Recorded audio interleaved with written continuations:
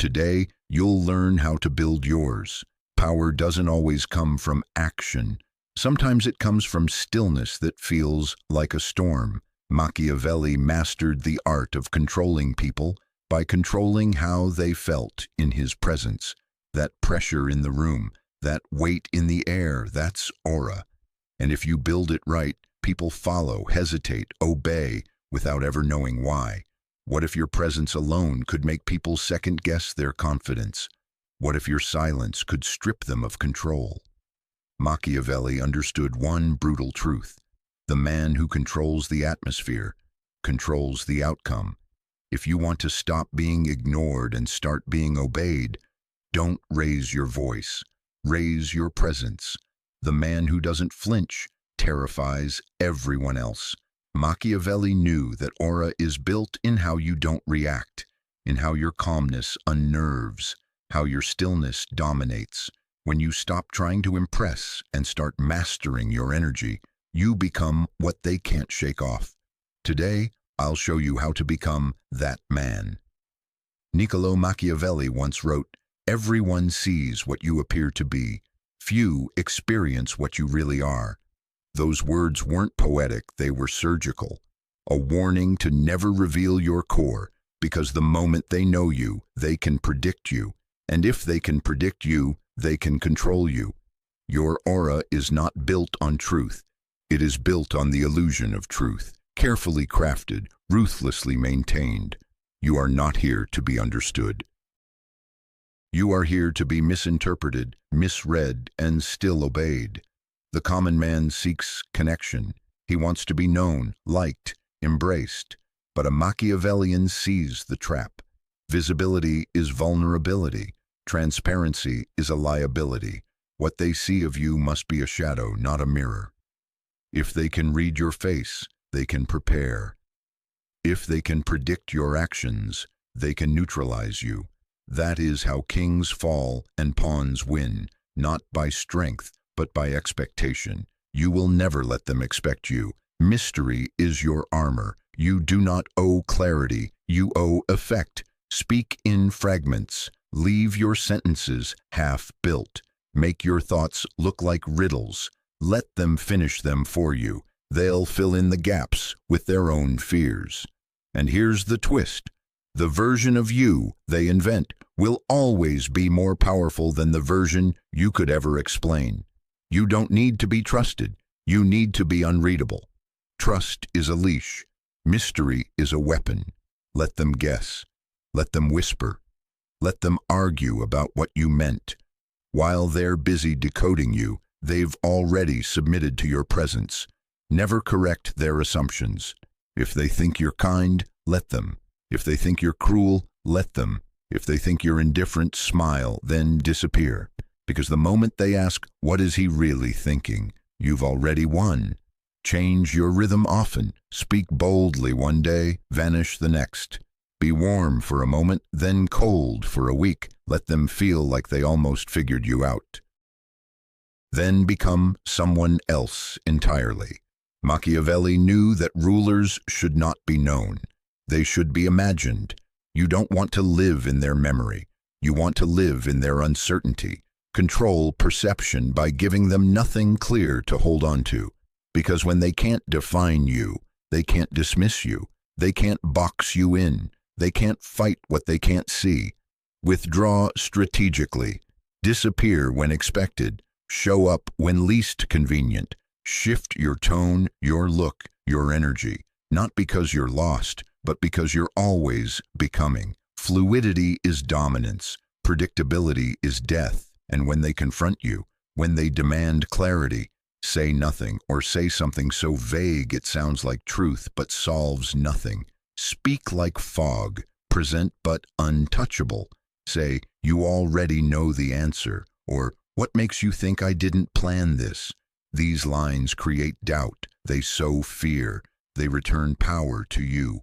Even your silence must speak. Let your lack of explanation haunt them. Let your unpredictability shape their behavior. They will begin to adapt to your mood. They will learn to move around your presence. They will anticipate your reactions, even when you offer none. This is how aura becomes control.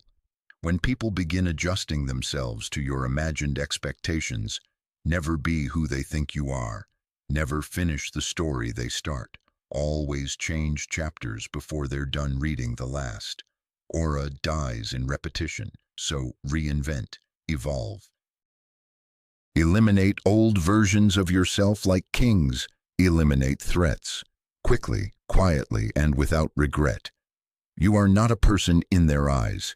You are a possibility, a question, an atmosphere, a fear they cannot shake. That is power, because the ones who cannot be read cannot be resisted. Aura begins before a single word is spoken, before your mouth opens, before your eyes make contact. It begins with silence, with stillness, with the pause that enters a room when you do, and makes everyone else forget what they were just talking about. In a world that performs, you must be felt, not seen, not heard, felt. Niccolo Machiavelli never begged for attention. He engineered it. He understood that true influence starts with perception. Most people mistake volume for power, but the ones who truly dominate, they speak less and command more. Presence is not about what you say. It's about what your existence does to other people. It's psychological, a game of tension and suggestion. A presence so potent it bends the mood of the room before you say a single word. You must subtract, not add. Most people walk into a room and try to fill it with noise, with jokes, with energy. They want to be liked. They want approval. But approval is for the weak. You don't want approval. You want tension. You want silence when you arrive. You want them to glance, then glance again. You want their rhythm disturbed, their instincts triggered. The trick? Stillness. Stillness is unsettling. Most people fidget, twitch, overshare, overperform. But you sit still, you speak slowly, you move as if the world can wait. You occupy space like someone who owns time. That's power. It begins with your walk, not rushed, not energetic, deliberate. Every step says, I'm not in a hurry because I'm not chasing anything. You don't chase, you attract. You don't react, you observe. Your posture is straight, not stiff, composed. Your hands don't move unnecessarily. Your head doesn't dart. You're not searching for attention. You are the attention. Dressed like your presence is worth something, not loud, not flashy, sharp, calculated. Every piece you wear should say, this person doesn't need to prove anything. You're not competing with the loud. You're disarming them by not trying. Most people wear brands to be seen. You wear silence to be remembered.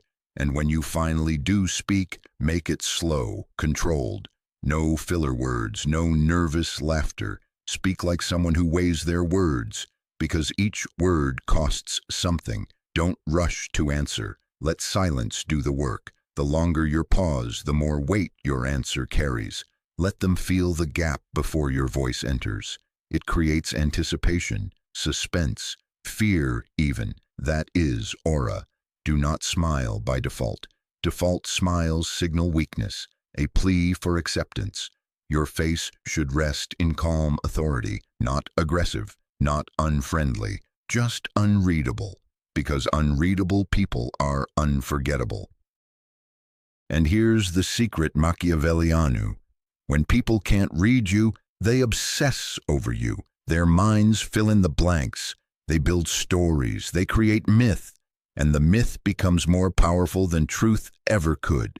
When you walk into a room, don't try to connect. Let them come to you.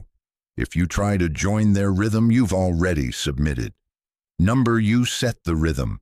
Make them adjust their energy to yours. You're not cold, you're composed. You're not distant, you're dangerous. Your presence should disturb something primal in them. Not fear exactly, but uncertainty, curiosity, respect that borders on anxiety. They shouldn't know whether they want your approval or your protection. They should only know that you matter, and above all, be consistent. Aura is not a performance you put on for moments. It's an atmosphere you live inside. It's the weight of who you are. even when no one's watching, because especially when no one's watching, that's when your discipline is forged. Never try to be interesting. Be controlled, be sharp, be precise, because Machiavellian presence is not about being seen all the time. It's about being remembered all the time. So stop trying to be everywhere. Be rare, be slow, be still, and watch how the world starts to orbit around you. Power that is easy to access is power that is easy to ignore. Machiavelli understood this better than anyone. Value is an illusion, and illusions must be constructed. If you are always present, always available, always agreeable, you become common, and commonness is the graveyard of power. Let fools offer themselves to the world. Let the desperate advertise their emotions, their time, their presence. You are not one of them. You are rare, and you must act like it. The powerful never chase, they attract. They are not reached, they are sought after. You must become expensive, not in wealth, in energy. Interacting with you should feel like a privilege earned, not a casual encounter. Your attention must feel expensive, because that's what makes people crave it. You don't smile for free. You don't offer your opinion easily. You don't stay in places too long. You arrive when you choose and disappear without warning. The mystery of your presence is worth more than the noise of their existence. Stop replying instantly. Stop showing up everywhere. Stop making yourself a predictable fixture in anyone's life. Predictability breeds comfort, and comfort destroys reverence. You want to be loved. Let them miss you. You want to be respected. Let them feel your absence. The more they see you, the less they feel you. So withdraw.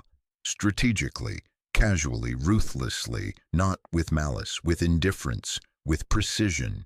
Machiavelli wrote that a ruler should aim to be feared more than loved. But the true genius lies in being talked about more than being seen, in becoming the silent topic of conversation, the ghost that governs the room in absence. That is the aura of the rare. They should wonder, where is he? Why doesn't he speak more? Why doesn't he look at me the way others do? These questions are not annoyances. They are the seeds of obsession, and you must feed them subtly. Show interest briefly, then retreat. Compliment once, then turn cold. Give them presence, then take it away. Not to be cruel, but to train them, to teach them that your attention is not a currency thrown to beggars. It is a kingdom, and entry must be earned. The moment you become too easy to reach, you become too easy to dismiss. Your energy must feel like a limited resource, a thing not everyone gets, a room with velvet ropes, a name spoken with caution. You are not the celebration. You are the standard, the measure, the invisible pressure that makes people rise or shrink.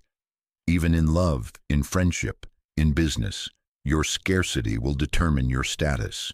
You do not call often. You do not check in. You do not overshare. You do not explain your silence. That silence is the message. People crave what they cannot predict, what they cannot hold, what disappears too quickly to define. That must be you. Do not mistake this for arrogance. Arrogance demands attention, but aura withdraws it. You don't need applause. You need silence when you enter a room. You don't need validation. You need conversation to pause in your presence. This is not narcissism. This is dominance, psychological, tactical, unapologetic. They must work for you. And when they think they've earned a piece of you, vanish again, not to punish but to remind them.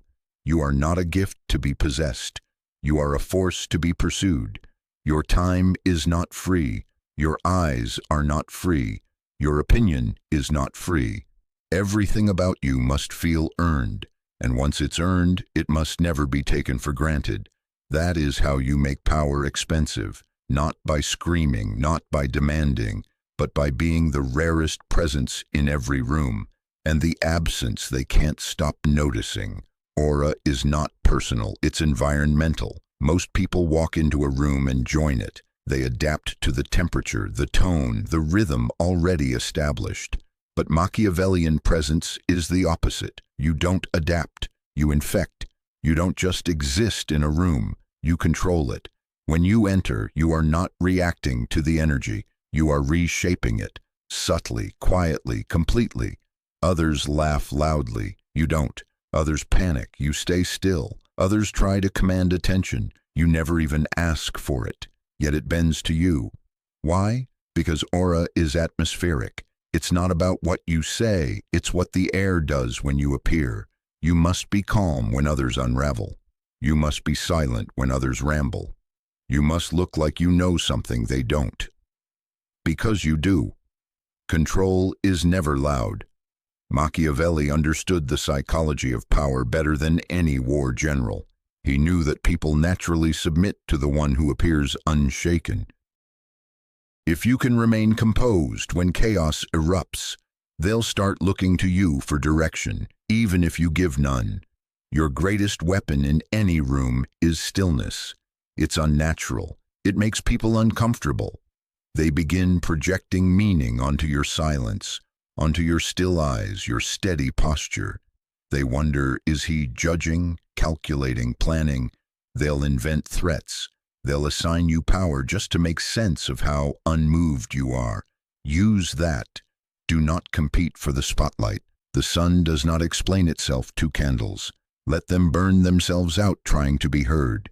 You will remain unaffected, unimpressed, absolute. You must treat the room like a battlefield.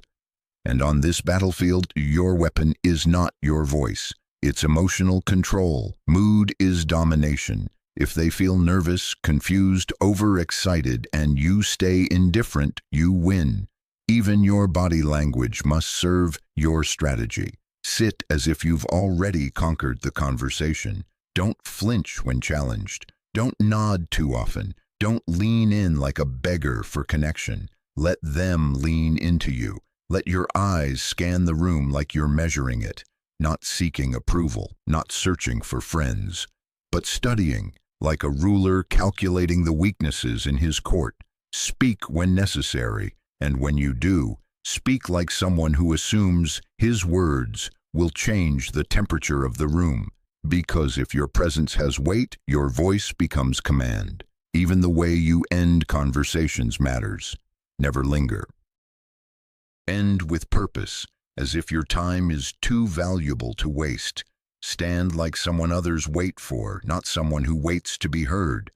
And if someone attempts to dominate the room with ego, humor, or status, don't fight them. Let them overexpose themselves. Let them brag. Let them reveal their need for validation. And then say something simple, quiet, cutting, and fall back into silence. That silence will echo louder than their entire performance. You don't need to match the energy in the room. You set it. You decide whether it feels tense, cold, intimate, or dangerous. This is the highest form of social control. Environmental leadership without declaration. They shouldn't know why the air feels heavier when you're there. They shouldn't know why they sit straighter, talk slower, hesitate before speaking. They just will. That's aura. And Machiavelli would tell you this. He who shapes the atmosphere shapes the decisions made within it. People don't follow reason. They follow energy. They obey the one who feels like he's already won. And the one who's already won doesn't speak to prove it. He just exists, quietly, unshaken, like gravity. So don't try to be the center of attention. Be the one who owns the energy that surrounds it.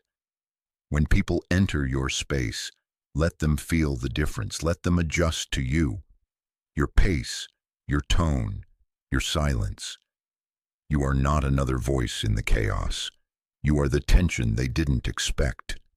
The stillness they can't ignore. That is how you bend the room to your will. Without lifting a single finger, the most powerful ruler is the one you never see giving orders, but you still follow. True Machiavelli and aura is not theatrical. It is not loud, not boastful. It doesn't demand obedience. It invites it. It seeps into the mind, twists perception, rewrites the rules of the room, until people conform without realizing they're bending to your will. That's the final form of aura, silent tyranny. You don't dominate by force. You dominate by presence, by expectation, by invisible gravity. Like a king whose crown is never seen, only felt. The world teaches people to command with words, to assert power with noise. But noise is resistance. Noise is struggle. The higher game is to control without effort, to influence without command, to dominate without appearing to do so. And it begins by planting a single idea. You are the one they must align with. You never beg. You never plead. You never convince. Instead, you become the standard they calibrate themselves to, the tone they imitate, the pace they follow, the approval they quietly chase. Let your actions be few but definitive. Let your gaze be rare but piercing. Let your attention feel like a spotlight from the heavens, warming when it's on them, freezing when it's not. People follow power because it feels inevitable. You must become inevitable. Even when you are silent, your preferences should echo. Even when you are gone, your presence must shape decisions. They should hesitate and ask themselves, what would he think? Not because you told them, but because your energy still lingers in the room. Be the phantom ruler of every social structure you enter, not the face of control, the spirit of it. To do this, you must kill the need for validation completely. You don't rise when they praise you. You don't flinch when they criticize you. You're beyond emotion, beyond the petty friction of approval. You act with such internal certainty that others question their own thoughts just standing next to you. The highest form of influence is when people think it was their idea. So never push, only pull. Lead through questions, through silence, through reactions so minimal they become mirrors for the other person's conscience. Make people unsure of what you want, but desperate to provide it. Not because you said so, but because something in your calm, unreadable presence made them want to obey. And when they displease you, you don't rage. You don't explain. You simply withdraw, cold, clean, final. And they will feel the loss like a guillotine fell without warning. Because once someone has felt your aura, your absence becomes punishment enough. That is the power of the silent tyrant. You don't impose laws. You are the law, not through threat, but through necessity. People will adjust to your energy like planets to a sun, and when they forget your value, you vanish. Let them suffocate in the vacuum you leave behind. When they beg for your return, you'll know. You never had to speak to rule them.